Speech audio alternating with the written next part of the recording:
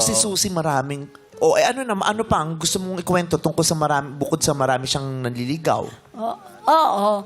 Kaya lang, sa bokabularyo niya, wala ang bokabularyong kasal. Wala sa bukabularyo niya ang kasal? Oo. Never siyang nagpakasal? Never siya nagpakasal. Bakit daw?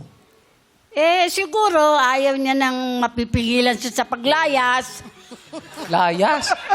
Paggala. Oo, gagala. Diba? Ayaw matali. Oo, tama ka. Tama ka, Joe. Kasi, Ayaw pa magpatali, ano? di ba mahirap naman yon? Pag gusto mong umalis, magpapaalam ka pa. Mga strong independent women itong ating mga golden girls dito, no? Sorry. Ganun po ba yung dati niyang asawa? Mahigpit po ba? Boyfriend? Mahigpit po ba? Wala siyang boyfriend ngayon. Hindi, yung 2 years ago po, di ba? Meron siyang... 2 years ago, nagkasakit yung husband niya.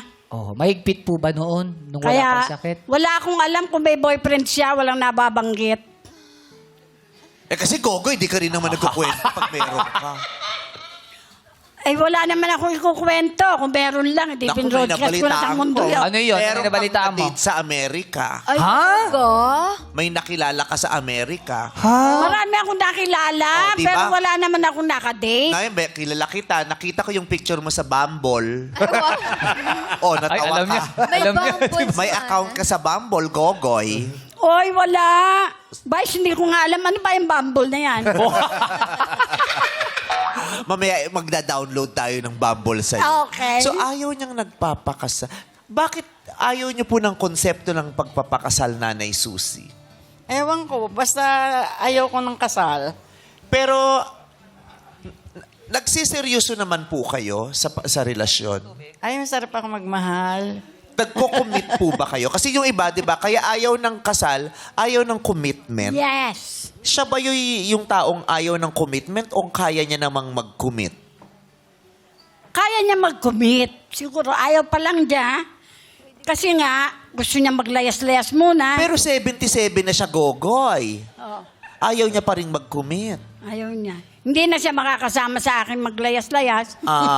Bilang best friend, ikaw din mawawalan ka ng ka-join.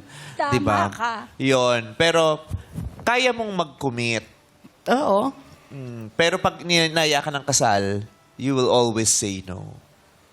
We respect that. May mga marriage is not for everyone. Yes. Diba? At Ganun. hindi rin namang madali yung sinasabing, yes, go ako. Diba? Ang daming napapahamak dahil sa kapusukan ng pagdidesisyon sa pag-aasawa at pagpapakasal.